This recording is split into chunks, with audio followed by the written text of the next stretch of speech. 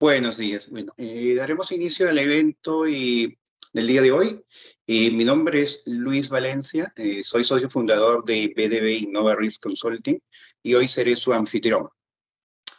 A nombre de la empresa, les damos la bienvenida al webinar Protegiendo tu empresa en la era digital, estrategias de gestión de riesgos. Primeramente, quisiéramos agradecer la presencia de los expertos y participantes que nos acompañan el día de hoy. Tenemos participantes de la industria financiera, de seguros, del área de instituciones legales e instituciones del gobierno, de Perú, Centroamérica y Canadá. Iniciaremos con una breve introducción al tema, seguida por una ronda de preguntas a nuestros ponentes. Asimismo, les invitamos a hacer sus preguntas a través del chat del evento. En los últimos tiempos hemos sido testigos cada vez más frecuentes de noticias relacionadas con brechas de seguridad y eventos de ciberataque, ¿no? Tales como la sucedía recientemente en Air Europa, donde fue comprometido su entorno de pagos y la compañía tuvo que solicitar a sus clientes que contactasen a sus respectivos bancos para cancelar las tarjetas de crédito que habían usado en su sitio web. En agosto del año pasado, Google detuvo uno de los ataques de denegación de servicio distribuido más grandes en la historia, con 46 millones de pedidos por segundo. Para tener una idea de esta magnitud, se estima que equivaldría al total de consultas diarias que recibe Wikipedia, pero realizadas en tan solo 10 segundos. En abril de 2022, hubo un ataque informático al Ministerio de Hacienda de Costa Rica con una demanda de $10 millones por parte de los perpetradores. El ataque paralizó los servicios de pago de importación y exportación, así como de impuestos, causando pérdidas estimadas al sector productivo por alrededor de $30 millones.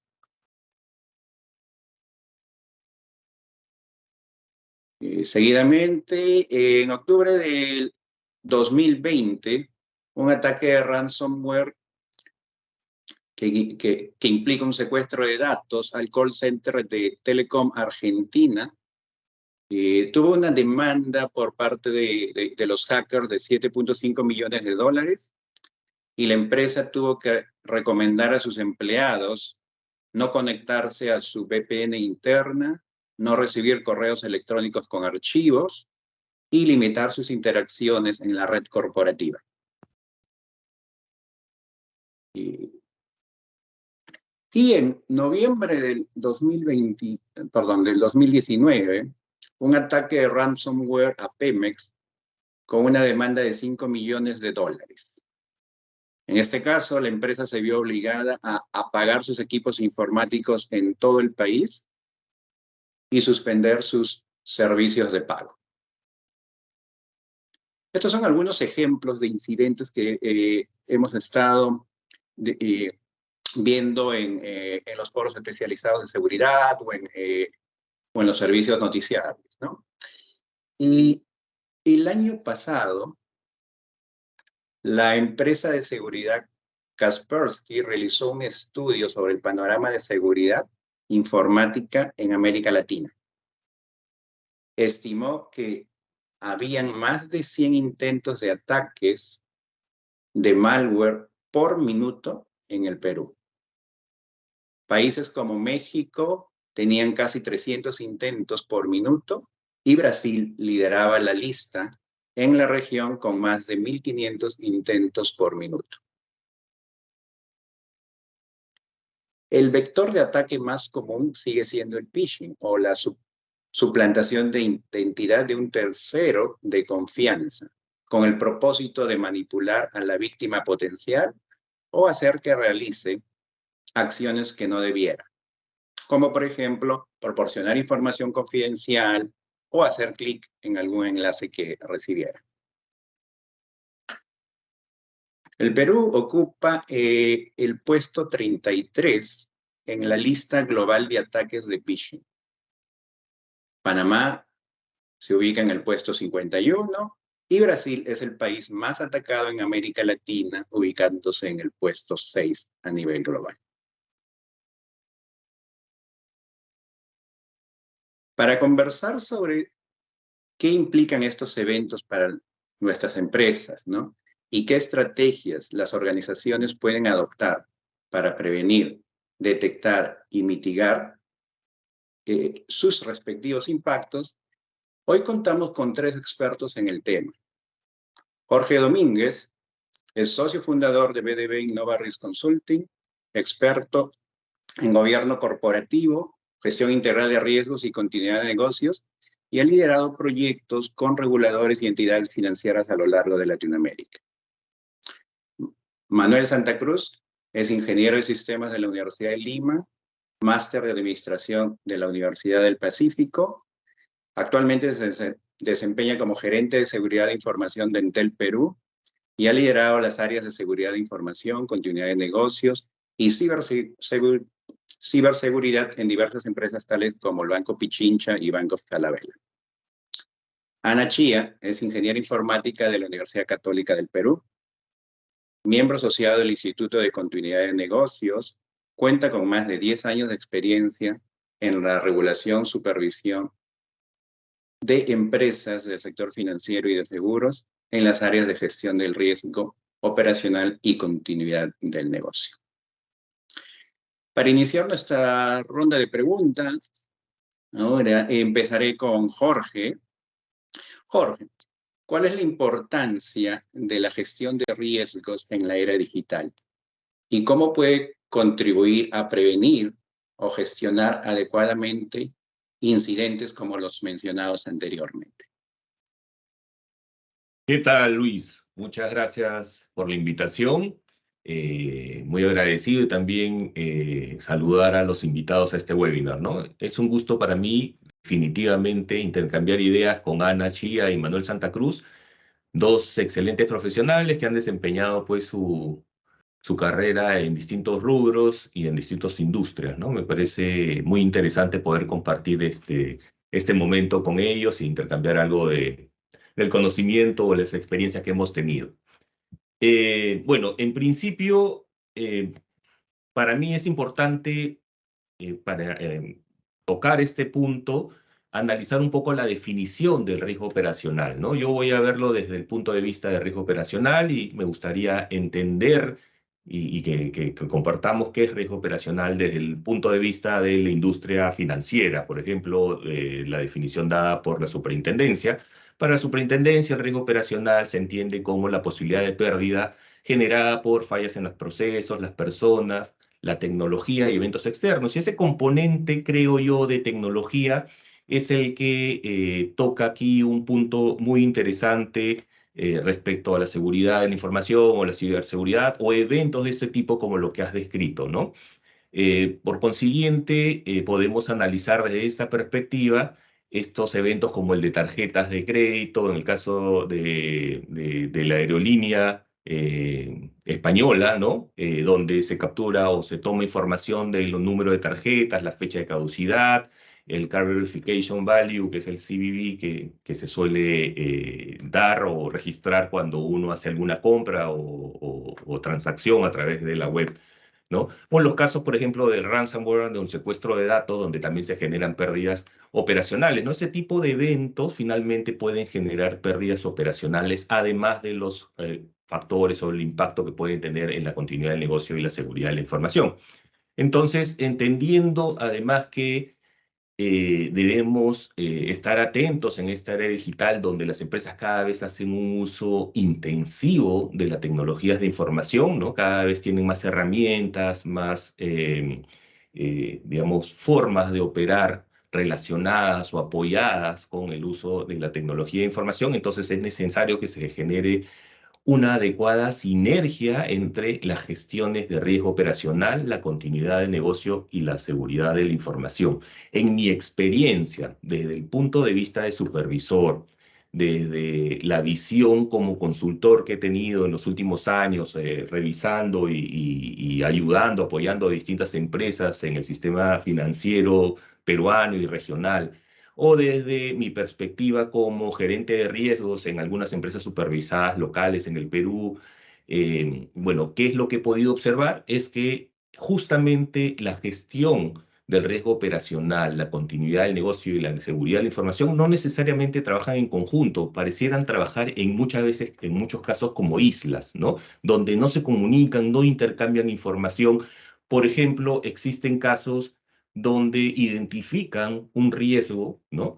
Llámese desde la visión de seguridad de la información, y ese riesgo identificado no es comunicado, trasladado a los gestores o a las personas que gestionan el riesgo operacional o la continuidad del negocio. Por consiguiente, no pueden entender de manera global ese riesgo.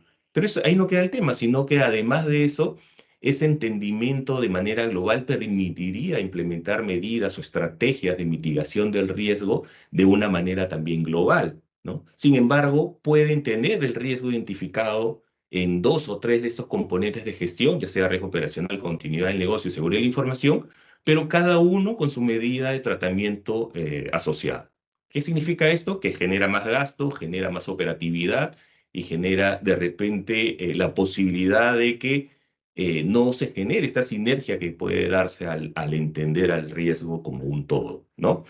Eh, bueno, desde el punto de vista de riesgo operacional, obviamente debo analizar cómo este riesgo puede generarme pérdidas a partir de su ocurrencia, ¿no?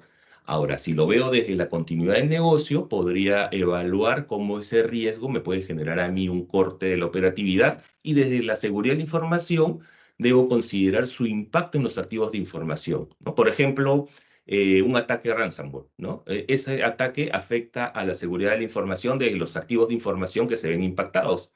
Desde la perspectiva de continuidad del negocio, desde el secuestro de información puede generar que no se permita operar a la empresa, o la empresa no pueda continuar operando porque no tiene información suficiente para desarrollar su función o las actividades relacionadas a su operación, ¿no? Y desde el punto de vista del riesgo operacional, se generan pérdidas que pueden derivar a partir del secuestro de la información, como por ejemplo demandas de clientes, ¿no?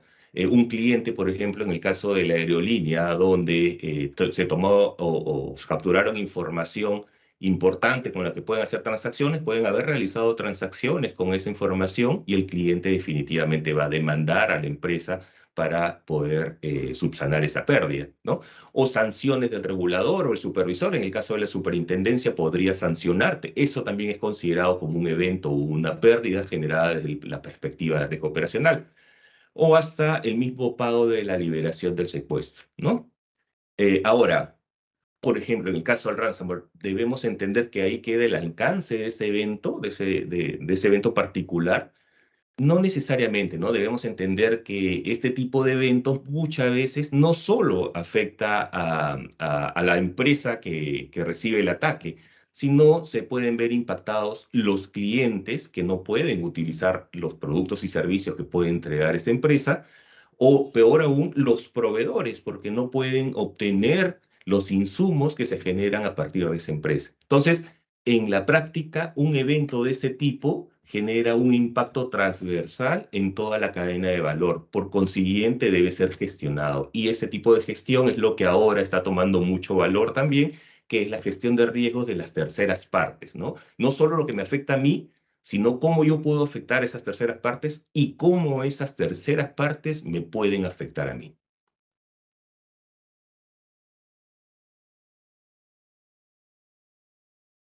Muchas gracias, Jorge. Interesante la relación que mencionas entre las 3 áreas que estamos discutiendo ahora, ¿no? Riesgo de operación, seguridad de información y continuidad de negocios. Y para expandir en el tema, Manuel, el reporte de Kaspersky es del año pasado y en tecnología un año ya es antiguo. ¿Cómo ha evolucionado el panorama últimamente, sobre todo con la masificación del uso de nuevas tecnologías, sobre todo ChatGPT, inteligencia artificial, etcétera?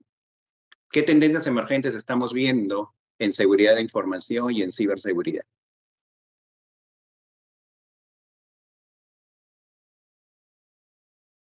¿Estás en mute, Manuel? Ahora, ¿se me escucha? Sí.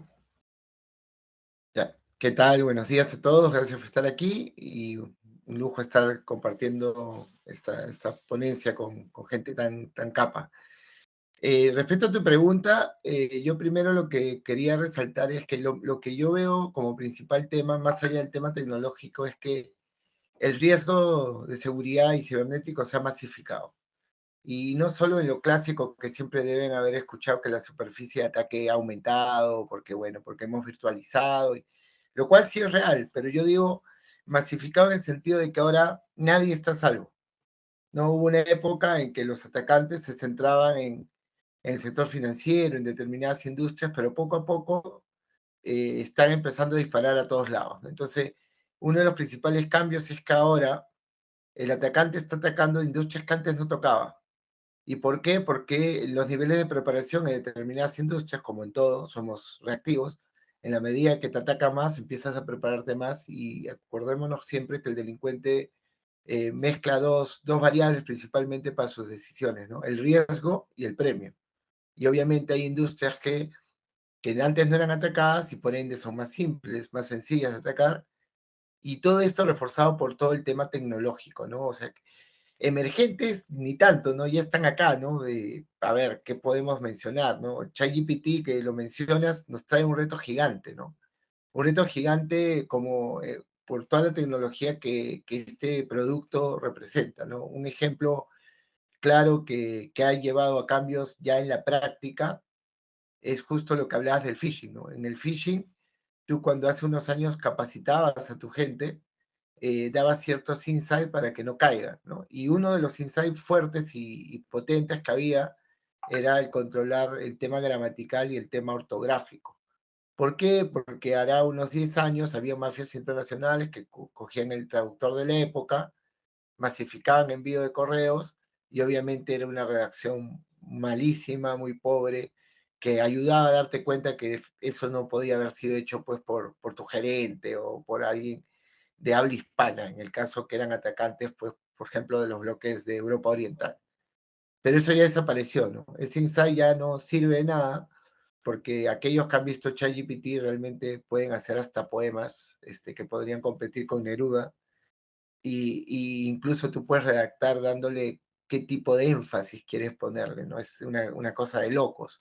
Entonces, por ejemplo, ahí ya tenemos un claro caso práctico de cómo ya la tecnología nos golpeó, ya ese insight desaparece. Luego vienen cosas muy potentes, ¿no? No sé si ustedes han escuchado lo de las computadoras cuánticas, ¿no?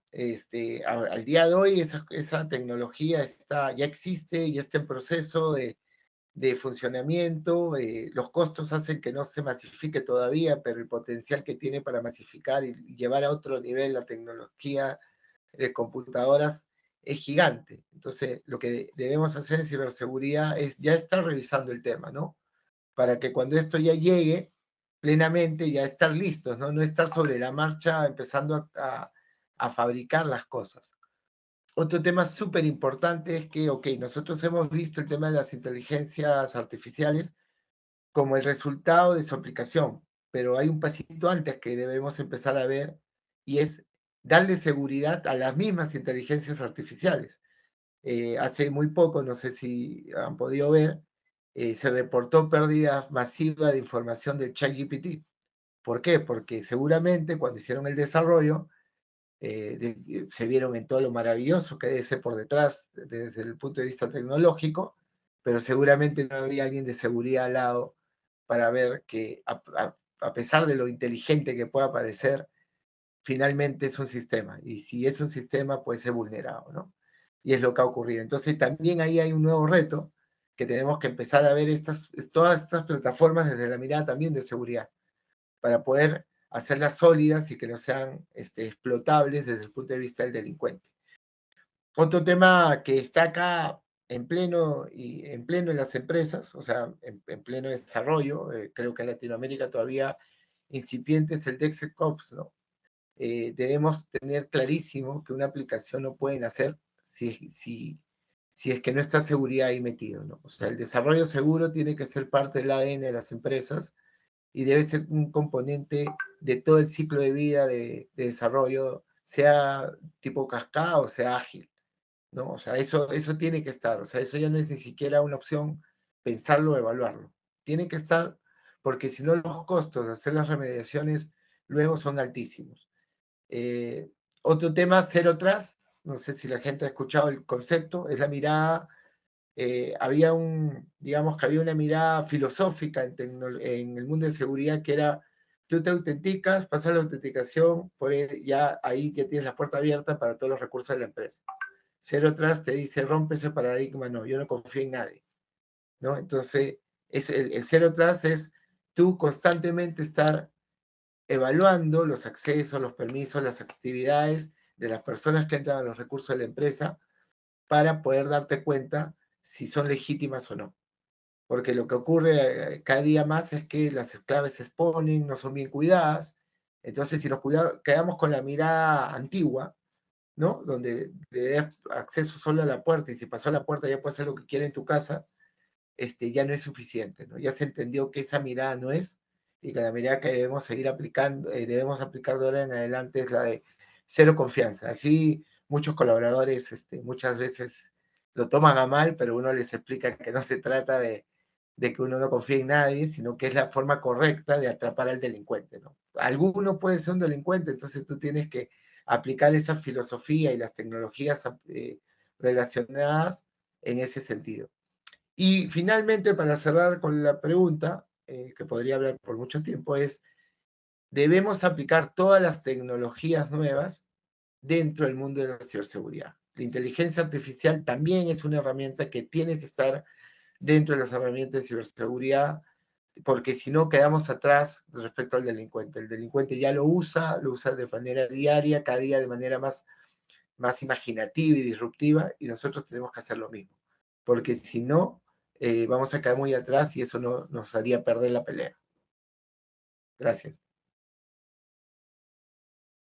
Muchas gracias, Manuel, por tu respuesta. Me pareció súper interesante ese concepto, ese cambio de paradigma del Zero Trust, ¿no? No confiar en nada y hacer una evaluación permanente, constante de a quienes estamos otorgando accesos dentro de nuestras organizaciones. Ana, y parafraseando un antiguo proverbio inglés si no recuerdo mal, del siglo XVI, que decía que hay que pensar lo mejor, prepararse para lo peor y gestionar lo que venga. ¿Podrías explorar, por favor, cómo las estrategias de continuidad de negocios contribuyen a garantizar la resiliencia organizacional frente a eventos como los descritos? ¿Qué tal? Buenos días con todos. Gracias, Luis, por la pregunta. Un gusto estar acá hoy con Jorge y Manuel. Bueno, primero, sí, la continuidad de negocio contribuye a la resiliencia. No creo que haya algo así como que se pueda garantizar la resiliencia, porque es algo continuo, constante, que implica un tema cultural sobre todo, pero quisiera repasar primero qué cosa es la continuidad y qué cosa es la resiliencia para poder entender cuál es la relación que puede haber entre estos dos términos. La continuidad es la capacidad de una organización de continuar entregando productos y servicios a un nivel previamente definido luego de una interrupción, ¿no? Y esto se logra a través del conocimiento de la empresa, ya sea a través del análisis de impacto de negocio, una evaluación de riesgo de interrupción, eh, que nos lleva luego a planificar, preparar, revisar estrategias y estructuras para gestionar una interrupción o una crisis, ¿no? Tiene un enfoque costo-beneficio que considera la probabilidad de ocurrencia de un evento. Y es generar una disciplina que se basa en este ciclo de planificar, hacer, revisar, actuar, ¿no? El objetivo de la continuidad de negocio es mantener las operaciones de negocio ante interrupciones y poder recuperarse las operaciones normales en el menor tiempo posible, ¿no? También el objetivo es proteger ante pérdidas financieras, así como asegurar el cumplimiento regulatorio y legal, ¿no? Porque esto, al menos en el sistema financiero y de seguros, es un tema que está regulado hace muchos años. Asegurar el bienestar físico de los colaboradores y clientes también es parte de los objetivos de la continuidad de negocio, así como demostrar a los involucrados que se tiene una capacidad de respuesta sin interrupciones, ¿no? Por otro lado, tenemos que la resiliencia es más bien la capacidad de una organización de absorber el impacto y adaptarse a un entorno cambiante, ¿no? Sin dejar de cumplir con los objetivos, pero yendo más allá, incluso sacándole provecho al cambio, ¿no? A los eventos disruptivos. Y esto se basa sobre todo en decisiones ágiles, en un enfoque proactivo, flexible, tiene una mirada a largo plazo, y no existe algo como una disciplina, un proceso que te lleve a lograr la resiliencia, ¿no? Esto es un trabajo, yo diría, multidisciplinario, toda la organización, que tiene que ver mucho con la madurez de las instituciones y con la cultura, sobre todo, ¿no? Los objetivos de la resiliencia son lograr y mantener una ventaja competitiva, ya no solo sobrevivir, como es en el caso de la continuidad, y también facilitar el crecimiento sostenido y a largo plazo, mejorando el desempeño financiero, disminuyendo la volatilidad, proteger la reputación de una empresa y fomentar y acelerar la innovación, ¿no? Y acá creo que la relación de la resiliencia y la transformación digital y todo ello es un poco distinto a la relación que se tiene entre la gestión de riesgos, en donde más bien siempre vemos que el cambio acelerado, que en la tecnología pues es un reto, ¿no? Y agrega un nivel de complejidad adicional a la gestión de riesgos. Más bien en la resiliencia tenemos que las instituciones que son más ágiles e innovadoras a nivel de tecnología también suelen tener una mejor respuesta, son más resilientes, una mejor respuesta a crisis, ¿no? Justamente porque creo que el proceso de innovación y esta cultura de innovación aporta mucho a la respuesta también a ser más flexibles ante situaciones disruptivas. Entonces, un poco recapitulando, tenemos que las estrategias de continuidad nos preparan para responder ante eventos disruptivos puntuales, ¿no? Y la resiliencia más bien nos permite adaptarnos a un entorno cambiante a largo plazo para poder sobreponernos. Y volviendo a la pregunta de cómo las estrategias de continuidad contribuyen a la resiliencia, yo creo que más que las estrategias en sí, lo que contribuye a la resiliencia de una organización es el proceso que se sigue para poder planificar, diseñar y probar las estrategias de continuidad, ¿no? Que siento, yo creo, un poco las bases para poder construir una organización resiliente. Claramente no es lo único, porque como ya he dicho, es un tema cultural y tiene también muchos otros componentes, como por ejemplo el tema de seguridad de la información. Entonces, ¿cómo si es que este proceso para generar las estrategias me puede ayudar a ser más resiliente? Pues a través del conocimiento detallado primero de la cadena de valor, ¿no? Saber qué necesito, a quién necesito, para qué, cuándo. La identificación de puntos únicos de falla, que es un tema súper importante en la continuidad, que son estas dependencias para las cuales no tengo alternativas, ¿no? Y que es particularmente retador en entornos complejos, altamente tecnológicos, multiplataformas, multicanal. La identificación de escenarios disruptivos, no solo para prepararse ante estos escenarios, sino también para identificar cuáles de estos necesitan una mirada más cercana, ¿no? Un monitoreo. La misma planificación de las estrategias, porque esto es el ejercicio en realidad de pensar diferentes maneras incluso creativas, de lograr los mismos objetivos de otra forma, ¿no? Con menos recursos, pues de repente con menos personal, ¿no?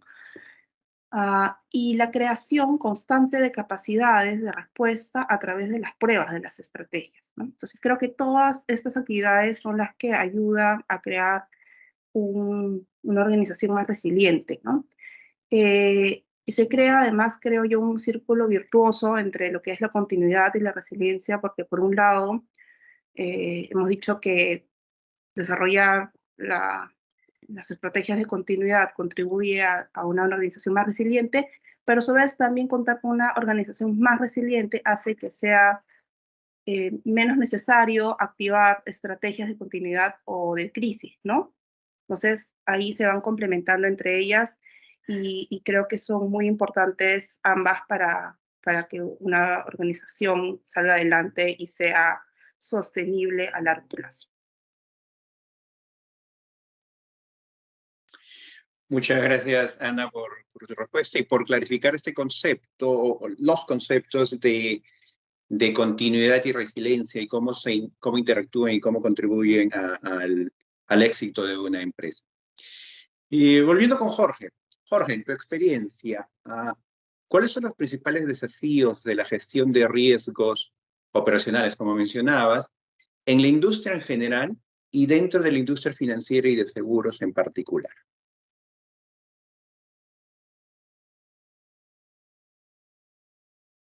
¿Estás en mute? Sí, gracias. Gracias por la pregunta, Luis. Muy interesante escuchar las respuestas de Manuel y de Ana. He estado escuchándolos atentamente, he incorporado conceptos muy interesantes en ellas. Respecto a la pregunta que me haces, bueno, desde mi punto de vista, los principales desafíos del riesgo operacional en esta era digital vienen dados principalmente por la velocidad con la que evolucionan las tecnologías y las herramientas que se utilizan, ¿no? Y en cualquier industria y particularmente en la industria financiera, ¿no? Tecnologías como el uso de Big Data, blockchain, inteligencia artificial, el concepto que hablaba Manuel sobre computadoras cuánticas y muchas otras nuevas tecnologías que se van incorporando en la industria. Han llegado estas tecnologías para quedarse y convivir con la industria, entre ellas la financiera, ¿no? Esta velocidad con que estas nuevas tecnologías aparecen también generan que el ciclo de gestión de riesgos se acelere, ¿no? ¿Por qué? Porque estas nuevas tecnologías vienen acompañadas con nuevos riesgos, con nuevos retos, ¿no?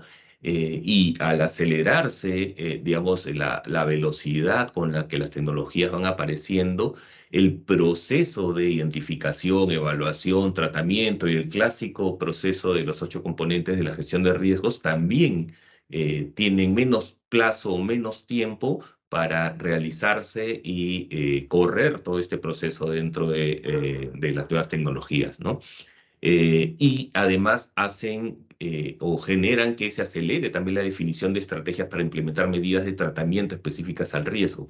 En ese sentido, la velocidad con la que una empresa puede identificar e implementar una medida de tratamiento es importante para protegerse en sí de los eventos que puedan afectarla, ¿no? Sin embargo, el reto no queda ahí, sino que debe complementarse con una adecuada gestión del aseguramiento de estas medidas de tratamiento.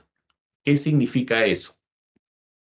En la práctica, el aseguramiento de las medidas de tratamiento nos van a permitir comprobar que las medidas que uno va implementando son las adecuadas y funcionan sobre todo, ¿no? Logran generar, digamos,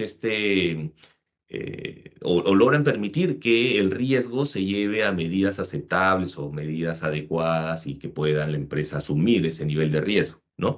Pero en la práctica, este proceso de aseguramiento, ¿cómo se realiza? ¿Cómo debe realizarse? ¿No? Se debe revisar principalmente 2 componentes en las medidas de tratamiento que se implementen para mitigar estos riesgos nuevos que van apareciendo, ¿no? En principio, se debe evaluar el diseño de esa medida de tratamiento, es decir, que también está diseñado el control para mitigar los riesgos con los que se relacionan, ¿no? Y el otro gran componente es la operatividad, ¿no? En este caso, lo que busca medir o revisar, o que lo que se trata es de evaluar que también funcione el control en la práctica. En mi experiencia, normalmente el diseño es más pensado, ¿no? Uno tiene más tiempo como para determinar cuál es la medida de tratamiento más adecuada para ese riesgo y diseña unos controles o la medida adecuada para mitigarlo también, ¿no? Pero en la operatividad no necesariamente se da en la práctica, en el día a día, esta revisión de si realmente esa medida de tratamiento funciona o no funciona.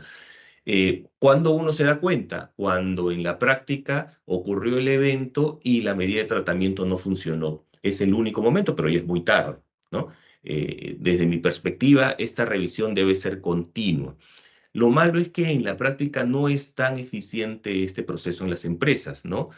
Una vez implementadas las medidas de la medida de tratamiento, se suele entender que el riesgo ya está controlado, pero la realidad nos dice que eso no es así, porque muchas de estas medidas no se ejecutan correctamente o su diseño queda obsoleto en el tiempo, ¿no? Especialmente en esta época donde la exposición al riesgo cambia tan rápidamente por las nuevas tecnologías que se van utilizando. Ahora, ¿quién debe ejecutar o quién debe realizar este aseguramiento de las medidas de tratamiento que sirven para protegerse de esta velocidad con la que se van implementando tecnologías nuevas, ¿no? En la teoría podemos ver que existe las famosas 3 líneas de defensa, ¿no? Donde la primera línea es la que en el día a día opera, está, digamos, más expuesto al riesgo, pero son ellos los que deben gestionarlo. En una segunda línea es quien gestiona el riesgo, tiene dota a la primera línea de las herramientas para gestionar el riesgo, y la tercera línea es quien revisa. Pero en la práctica, dentro de esas 3 líneas de defensa, ¿dónde cae esta revisión de la medida de tratamiento? Antiguamente estaba más definido, ¿no? Existía un área o una unidad de control interno que hacía esta revisión global de todas las medidas de tratamiento, incluidos los controles que se iban implementando para determinar si funcionaban o no funcionaban y se requerían algún ajuste. Actualmente y en la práctica, la mayoría de empresas del sistema financiero, el área de control interno en sí, con esa función o ese rol, ya no existe, ¿no? En algunos casos ha sido asumido como parte de la unidad de riesgos, otras veces dicen, no, la unidad de riesgos no debería porque sería juez y parte, o sea, definiría o contribuiría en la definición de esa medida de tratamiento y después también tendría que revisar eso mismo que ha propuesto junto con la primera línea. Entonces no tiene mucho sentido. Algunos lo ponen en una tercera línea. Por ejemplo, varias empresas, en mi experiencia y con las que he trabajado o donde he trabajado, y que, digamos, reportan o tienen una gestión de SOX, de la ley SOX implementada, utilizan a la unidad de auditoría interna para realizar esta revisión o esta evaluación, ¿no?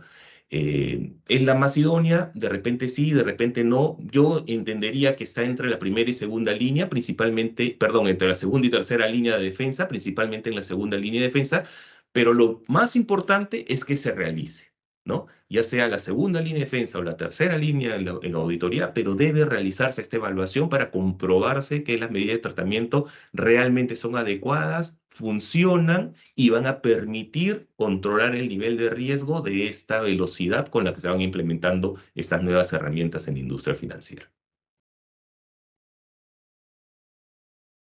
Muchas gracias, Jorge. Interesante el concepto que mencionabas sobre no solo validar el diseño, ¿no?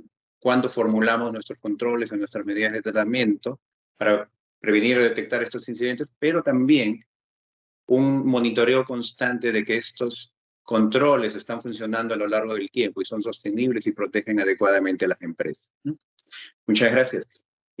Manuel, ¿cómo contribuye una efectiva gestión de la seguridad de información y ciberseguridad para enfrentar las amenazas que estamos comentando, ¿no? Y mitigar estos riesgos que cada vez, entiendo, son más y más sofisticados?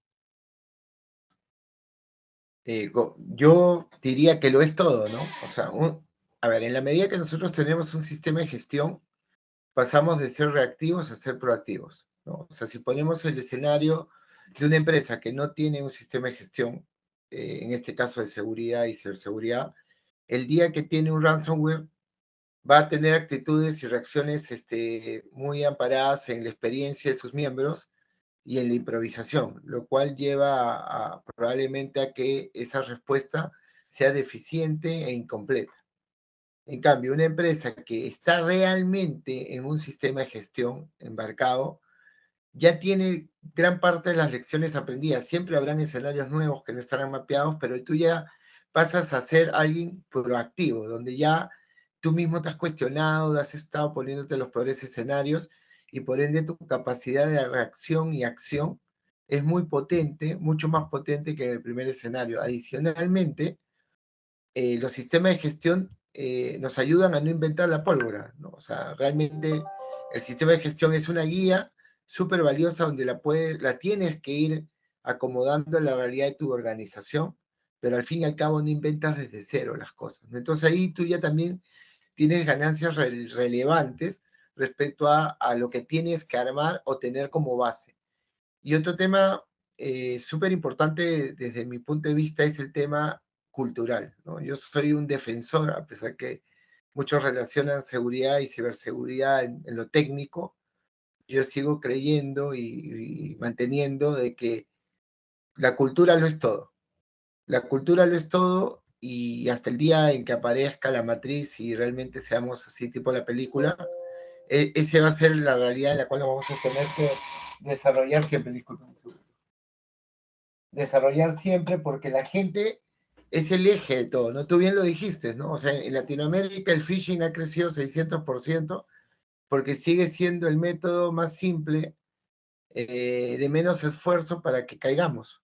Y es la puerta de entrada para todos los demás grandes golpes sofisticados, ¿no? Entonces, cuando tú tienes un sistema de gestión, lo primero que estás logrando es el apoyo de los líderes de la organización, porque obviamente no implementas un sistema de gestión sin ese apoyo, pero sobre todo empiezas a desarrollar cultura, ¿no? Y la cultura es un cambio de mindset en la gente que es relevante y base para los temas de seguridad y ciberseguridad. Si la gente no se compra el hecho de que, por ejemplo, la clave es solo suya y no se debe cambiar, intercambiar, prestar, así lo pida quien sea, yo podré tener la infraestructura de seguridad más cara del mercado, tener todos los juguetes más evolucionados, CyberArk y así 1000 productos, y no sirve de nada, porque la gente hace lo más simple, compartir su clave, ¿no? Entonces, en cuanto al sistema de gestión, como facilita la vida, nos entrena, nos educa, y toda empresa debería dar ese paso. Obviamente, ese paso viene a través de una evolución, ¿no? Y otro tema que he visto importante en mi vida profesional es, no deberías tener un sistema de gestión de seguridad y ciberseguridad por cumplir. O sea, no se trata de un compliance y vender una sensación de falsa seguridad. Porque claro, tú puedes decir, ok, tengo mi gestión de incidentes, acá está mi política, no tengo mi política de seguridad y tienes todo lo que dice, por ejemplo, la ISO en cuanto a normativas. Tienes las normativas hermosas, perfectas, pero a la hora que la lees te vas dando cuenta que en realidad lo has hecho por cumplir, porque, por ejemplo, mencionas determinadas cosas que en la realidad no aplicas ni puedes ejecutar porque o no tienes la gente, o no tienes la capacitación, o no tienes la herramienta, ¿no? Entonces, ahí es súper importante ser bien transparente y bien realista respecto a lo que tienes, ¿no? O sea, lo peor que tú puedes hacer es generar documentación normativa perfecta, súper bien estructurada y que cumple con todo lo que dice la ISO, cuando detrás de eso no tienes nada, ¿no? O sea, ese doy un consejo que siempre lo repito cuando he estado en diversas empresas. Lo primero que hago es reviso las normativas y empiezo a ver todo lo que no tenemos y lo quitamos, ¿no? Y siempre al equipo le decía, escribamos lo que hacemos y que podemos hacer realmente.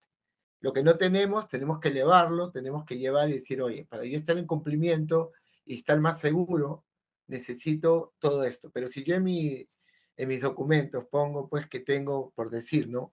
Una revisión semanal de los accesos de las aplicaciones de la empresa. ¡Wow! ¡Qué bonito suena!, ¿no? Pero por ahí que tienes 150 aplicaciones, de las cuales 90 son legacy, nadie sabe cómo funcionan, y tú igual en tu documento dices que lo haces, ¿no? Entonces ahí un tema súper importante es los sistemas de gestión son el todo, como dije, así son exagerados, son el todo, porque nos ayudan a ordenarnos, nos ayudan a estructurarnos, nos ayudan a entrenarnos, porque obviamente tú tienes que poner a prueba tu sistema de gestión. No sirve de nada tener un sistema de gestión donde todo sea papel y no hagas revisiones y veas efectividad de todo lo que ahí dice, ¿no? Entonces, es todo, pero todo va en base al realismo y la transparencia. De ahí obviamente tienes que ir evolucionando, tienes que ir dándole visibilidad a todo lo que no controlas, porque si no, como dije, estamos vendiendo una falsa sensación de seguridad y no estamos involucrando a los líderes. A los líderes hay que decirles, oye, mira, te puede venir el golpe por este lado, yo necesito esto, y que todo el mundo sepa, y eso es súper importante, ¿ya?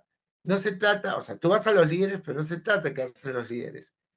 Desde el que limpia las oficinas y las barre, ¿no? Hasta tu gerente general tiene que saber cuáles son las reglas de juego de la perspectiva de seguridad de información y ciberseguridad. Porque basta que cualquiera de ellos, por más, digamos, bajo sea su posición dentro de tu estructura, puede ser el punto de partida de un gran problema, ¿no? De un gran problema de ciberseguridad y seguridad, ¿no? Y eso básicamente es lo por lo cual yo creo que dejemos de ser por compliance y vayamos todos a los sistemas de gestión, porque eso realmente va a ser un cambio significativo para cualquier empresa, sea del rubro que sea y sea del tamaño que sea. Hay que adaptarlo a tu realidad, pero hay que hacerlo. Gracias. Muchas gracias, Manuel, por tus recomendaciones. Me parece súper importante tener una perspectiva realista de cuál es tu gestión de seguridad de información, ¿no? No solamente tener, como tú bien dices, el documento o como sugería Jorge, ¿no? El diseño de algún control, pero asegurarte que lo que dice tu documento, dice tu política, efectivamente se cumpla, tengas los recursos, el conocimiento y la capacidad para mantenerlo a lo largo del tiempo, ¿no? Ana, en tu experiencia, ¿qué caracteriza a las empresas que han sido exitosas en la creación, mantenimiento y uso de planes de continuidad de negocio, ¿no? ¿Qué han implementado esas empresas en términos a estrategias o mejores prácticas? Bien, creo que la base es, en realidad, es muy parecido a lo que acaba de comentar Manuel, porque la base es la actitud y compromiso que tiene una empresa hacia la continuidad del negocio, ¿no? Que está relacionado a este realismo y transparencia, porque hay un rango desde el mero cumplimiento de lo que dice la regulación que tengo que hacer para, como parte de mi gestión de continuidad, pasando por el escribo algo para cumplir y en realidad hago otras cosas a la hora de la hora, hasta el compromiso real, ¿no? De construir una continuidad de negocio robusta, que se base, sí, en lo requerido en la regulación, pero adaptándolo a las necesidades propias de la empresa, y para protegerse de interrupciones, pero sobre todo para ir construyendo esto que comentaba antes, ir construyendo resiliencia también, ¿no? O sea, ir un poquito más allá y encontrarle el valor a la continuidad del negocio. Entonces, creo que los principales factores de éxito para crear estrategias o planes de continuidad que sean útiles realmente pasan por, primero, tener un buen gobierno para la gestión de la continuidad del negocio, ¿no? Que tenga el suficiente peso y autonomía, porque he visto a veces que puede ser que la persona encargada de la continuidad sea muy muy capacitada, que tengan las herramientas de repente tecnológicas para soportar la continuidad, pero no tienen el soporte suficiente de la alta dirección y entonces eso no llega a despegar, ¿no? Luego, la integración de la continuidad de la cultura de la organización, como decía Manuel, también el tema cultural es súper importante, es tener siempre presente que realmente nada es infalible, ¿no? Cualquier cosa puede fallar.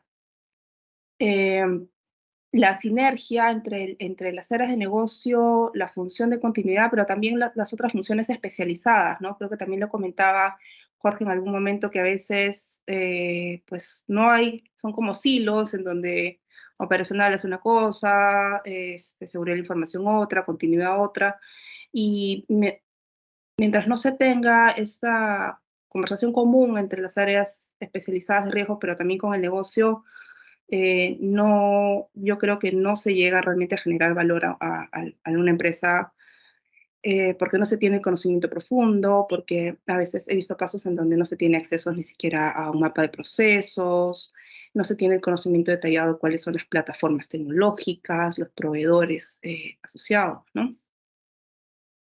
Contar con una estructura de gestión de crisis, que finalmente son los que dan la respuesta y los que tienen el poder en situaciones de crisis, que tengan niveles de autonomía claros, porque a veces en la situación de estrés nadie sabe si puede tomar una decisión o no, o hasta dónde puede, digamos, hasta dónde puede ir, ¿no?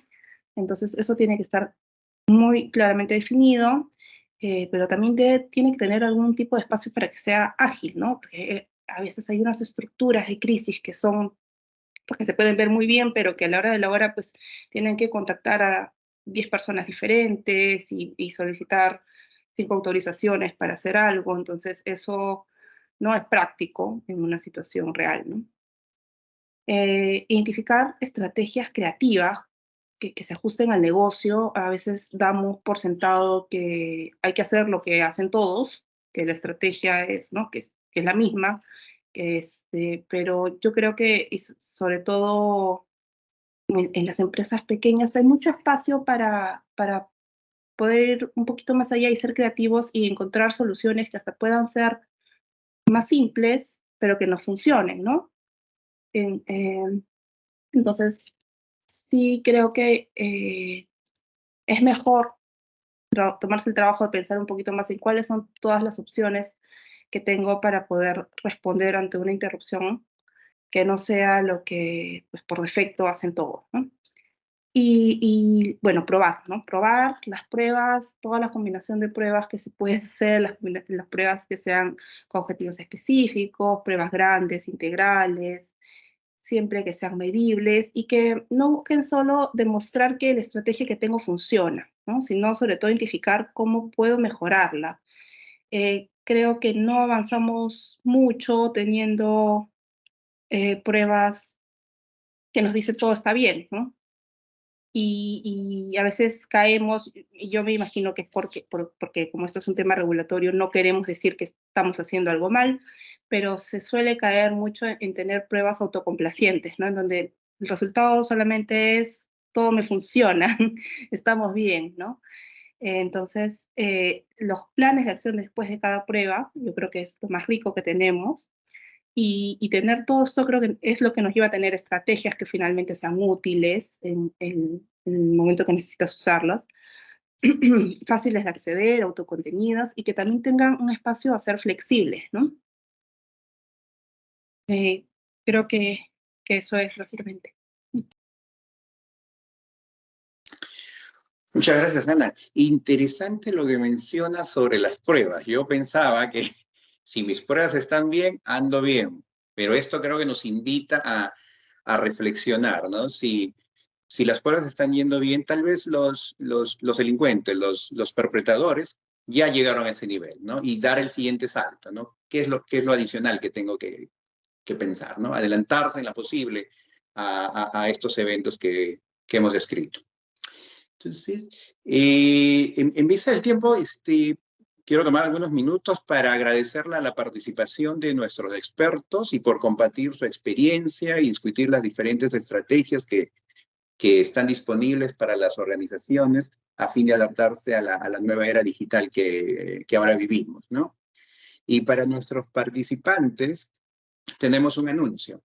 Queremos lanzar con ustedes nuestro siguiente curso, Protegiendo tu empresa en la era digital, seguridad de la información y ciberseguridad, que se realizará los días 30 de noviembre, 1 y 2 de diciembre, donde dos destacados expertos en el tema, Magno Condori y Manuel Santa Cruz, estarán revisando la normativa actual que existe, discutirán tecnologías emergentes, abordarán la gestión de incidentes de seguridad y de ciberseguridad y las principales herramientas que existen para tal fin.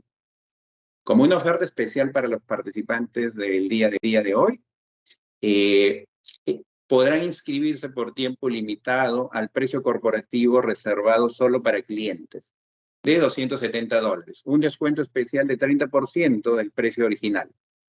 Durante esta mañana estaremos lanzando el curso a través de nuestras redes sociales en LinkedIn e Instagram, Así que los invitamos a registrarse indicando que participaron en el evento de hoy para tener acceso al descuento especial. Con esto damos por concluido nuestro webinar y que tengan buen resto del día y muchas gracias. Gracias, muchas gracias. Gracias, buen día, hasta luego. Hasta luego. Gracias, buen día a todos.